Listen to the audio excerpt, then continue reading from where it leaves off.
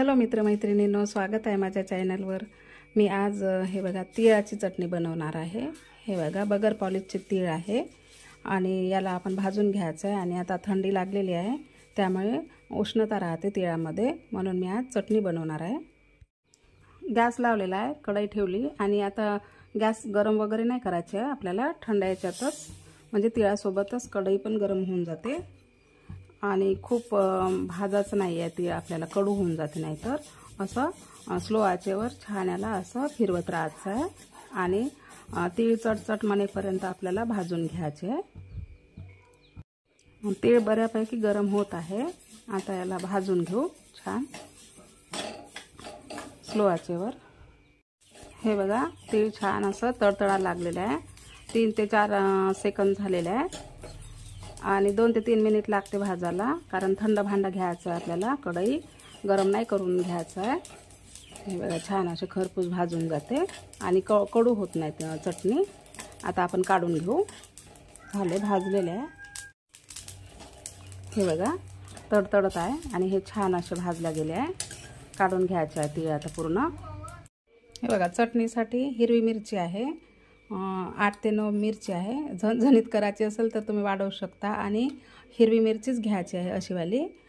लसण आहे 6 ते 7 पाकळ्या। आता 1 चमच यामध्ये जिरं घ्यायचं आहे आणि याला मिक्सरमधून काढून घ्यायचं आहे, कारण ओली चटणी बनवत आहे मी। आणि तुम्ही वाढली चटणी बनवत असाल तर लाल मिरची घ्यायची आहे या ठिकाणी। आता मिक्सरमधून काढून घ्यायचं आहे याला आणि बऱ्यापैकी सांबार घ्यायचा आहे। छान असं जाडसर बारीकच काढायचं आहे, जाडसर नाही काढायचं आहे। मी काढून घेते मिक्सरमध्ये। तेल तापायला ठेवलेलं आहे, 2 चमच तेल टाकलं कढईमध्ये आणि मी हे मिक्सरमधून काढून घेतलं आहे वाटण आणि तीळ पण काढून घेतले, कारण मी दाखवू नाही शकले, लाईट गेली होती त्यामुळे। हे बघा असं पावडर करायचं आहे, खूप बारीक नाही करायचं आहे। आता तेल तापलं, आपण फोडणी करू।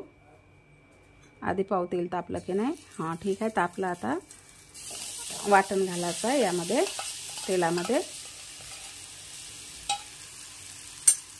आणि गॅस स्लोच ठेवायचा आहे, खूप फास्ट नाही ठेवायचा आहे, कारण मिरची जळून जाते आपलं हे चटणी, वाटण जळून जाते।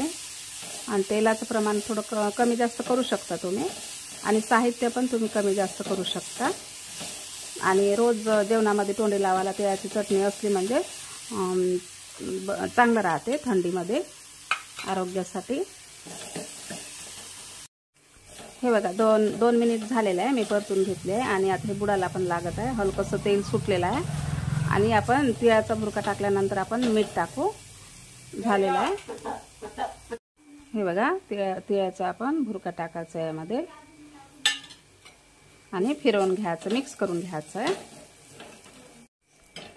चटण्या पण वेगवेगळ्या प्रकारच्या बनवत असते, पण मी ह्या प्रकारची बनवते, म्हणजे मिरची भाजली म्हणजे काही प्रॉब्लेम होत नाही, सर्वजण घरचे खाऊ शकते लहानापासून मोठ्यापर्यंत। तर मग हे अशी बनवायची आणि कच्ची पण बनवत असते, पण ही वाली चटणी 8 दिवस पुरते आपल्याला, म्हणजे साहित्यानुसार। आता मीठ टाकू यामध्ये, चवीनुसार मीठ टाकायचं आहे आणि थोडं प्रमाण मिठाचं जास्त असलं तरी जमून जाते चटणीमध्ये। हे बघा थोडं लागत पण आहे, लवकरच काढून घ्यायचं आहे, कारण आपले तीळ पण भाजून आहे आणि चटणी पण छान फ्राय केली मी 2 ते 3 मिनिट। आता मिक्स करून घेऊ याला। हे बघा जास्त तीळ काही बारीक करायचे नाही आहे, जाडसरच ठेवायचे आहे आणि ही डब्यात भरून ठेवायची चटणी, छान 8 दिवस पुरणार आहे। कशी वाटली रेसिपी कमेंटमध्ये नक्की सांगा आणि नवीन असाल तर चॅनलला लाईक शेअर सबस्क्राईब नक्की करा। अशा छान छान गावाकडल्या आम्ही रेसिपी दाखवत जाईल आणि झाली आपली चटणी तयार झाली। भेटू आपण अशा छानशा रेसिपीसोबत।